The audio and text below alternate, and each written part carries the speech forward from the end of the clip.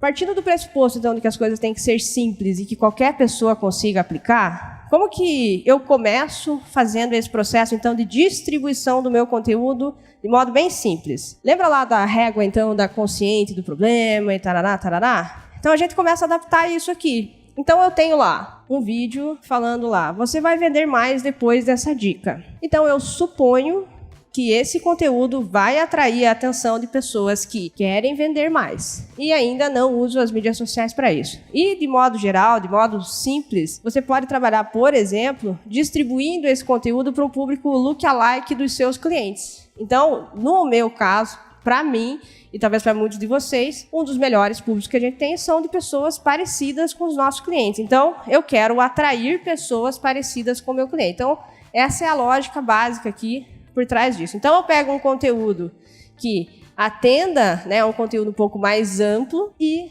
direciono esse conteúdo para ver o que vai acontecer. Se ele vai ou não atrair a atenção das pessoas e tal. Então, uma coisa é assim, Camila, mas quanto de conteúdo eu preciso produzir até morrer? Não tem. Assim, a galera acha que...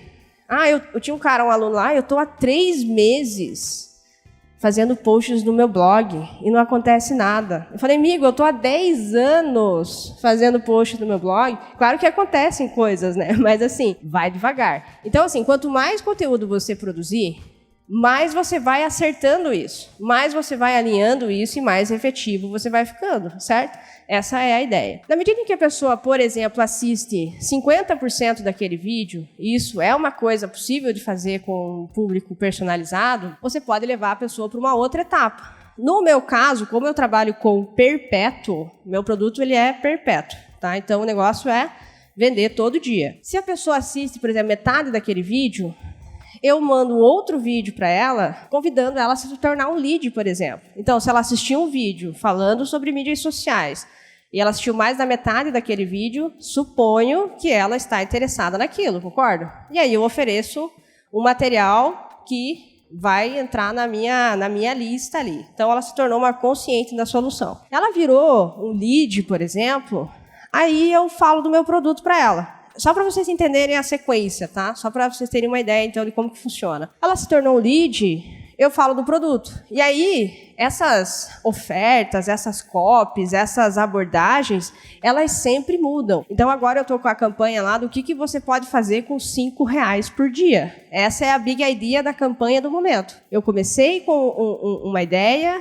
Ela meio que perdeu a validade e eu, com frequência, venho mudando as chamadas das minhas campanhas para não ficar sempre naquele lenga-lenga, certo? Então, se a pessoa passou, por exemplo, pela página de venda e ela não comprou, eu consigo fazer uma outra chamada para ela, chamando ela, por exemplo, para o WhatsApp. Isso aqui, o remarketing e tal, vi que você não comprou. E se você tiver com alguma dúvida, faz o seguinte, manda um WhatsApp para a gente. Manda lá os seus 5 minutos de áudio.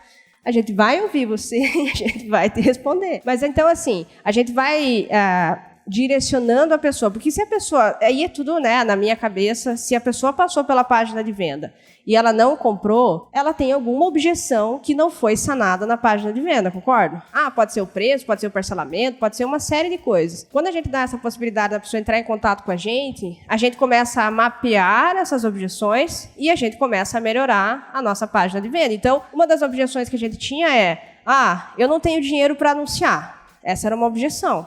E eu falo, com R$5 por dia você consegue. Da onde veio isso, essa ideia? De objeções repetidas que as pessoas começaram a falar para mim. Então, essa é a ideia de você estar sempre atento com as objeções, com os porquê não as pessoas dão para você. E a partir do momento que isso acontece, você começa, então, a formatar as suas objeções. Então, assim, eu dedico boa parte da minha semana levantando e pensando como eu respondo essa pergunta. Como eu mato essa objeção. Às vezes eu acerto, às vezes eu erro. Então, nessa questão do eu não tenho dinheiro, eu tenho casos de alunos que com R$5 conseguiram gerar R$5.000 em vendas. Então, eu falo assim, olha, se você tem R$5, você pode começar, certo? E aí a pessoa, ok, entendi. E aí a gente vai nesse processo, então, de sempre estar reformulando essas objeções principais nas nossas campanhas. Aqui ela pode ir para o WhatsApp, ela pode ir para uma página de atendimento. Hoje, uma das campanhas que mais funciona para mim é mandar a pessoa para uma página de bônus. Então, se ela não compra, ela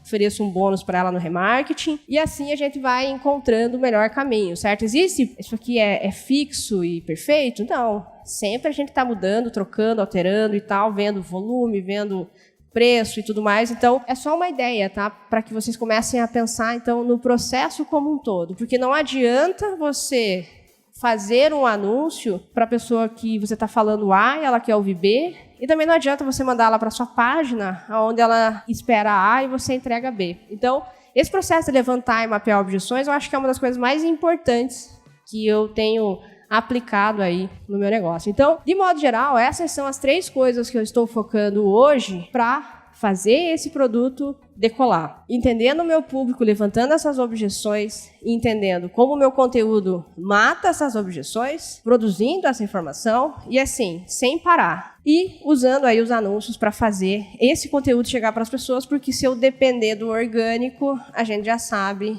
que tudo que eu fiz anteriormente não vai ser visto, então não faz sentido eu divulgar isso para as pessoas.